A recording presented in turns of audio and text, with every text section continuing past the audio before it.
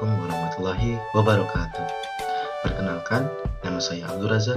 Saya dari mahasiswa Kesehatan Masyarakat semester 1 dari peminatan Kesehatan Lingkungan.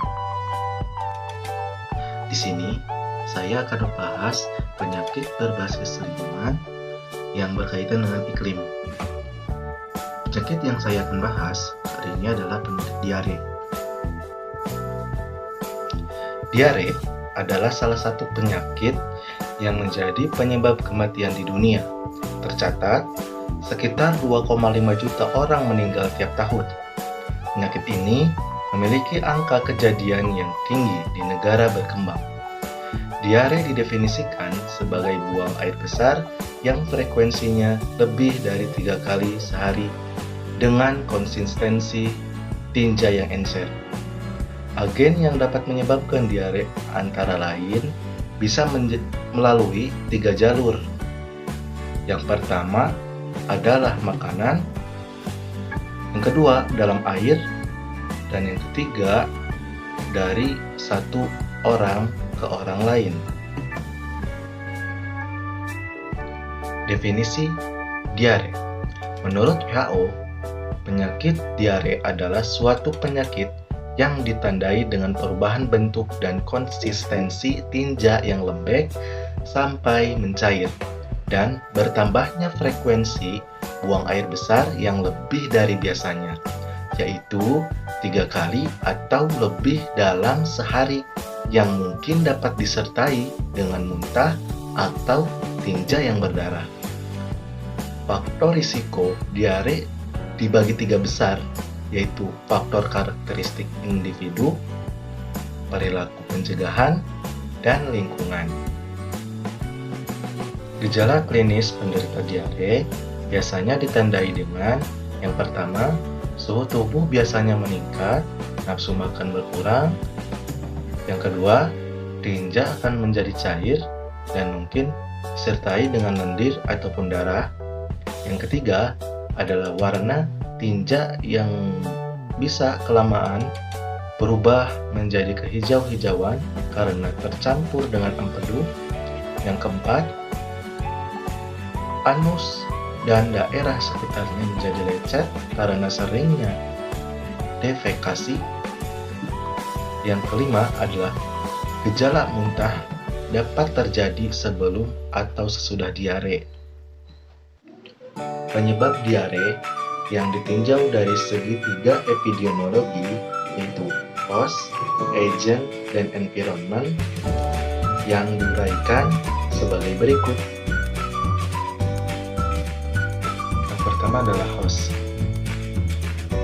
Host yaitu diare lebih banyak terjadi pada balita, di mana daya tahan tubuh yang lemah atau menurun sistem pencernaan dalam hal ini adalah lambung, tidak dapat menghancurkan makanan dengan baik dan kuman tidak dapat dilumpuhkan dan betah tinggal di dalam lambung, sehingga mudah bagi kuman untuk menginfeksi saluran pencernaan.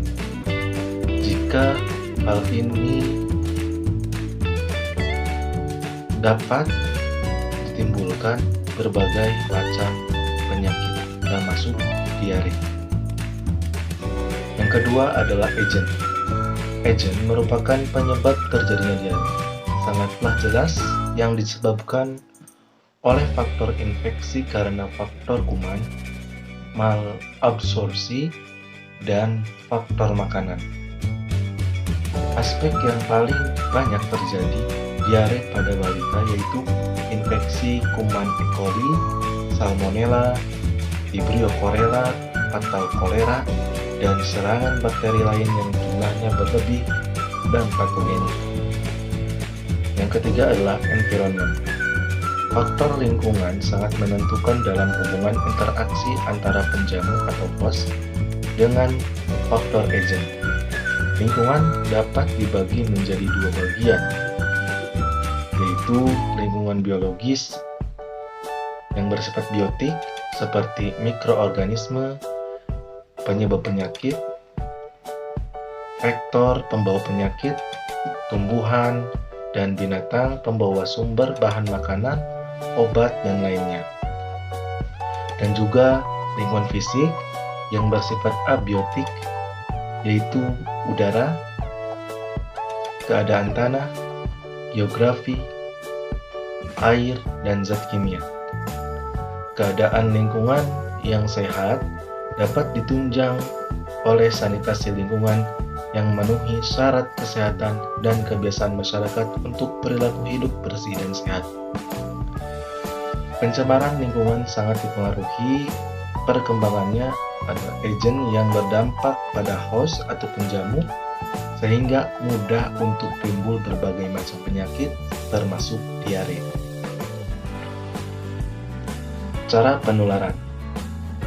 Penularan penyakit diare pada balita biasanya melalui jalur fekal oral, terutama karena 1. Menelan makanan yang terkontaminasi atau makanan serpihan dan air. 2. Beberapa faktor yang berkaitan dengan peningkatan kuman perut seperti poin A, tidak memadainya penyediaan air bersih. Poin B, kekurangan sarana kebersihan dan pencemaran air oleh tinja. C. Penyiapan dan penyimpanan makanan tidak secara semestinya.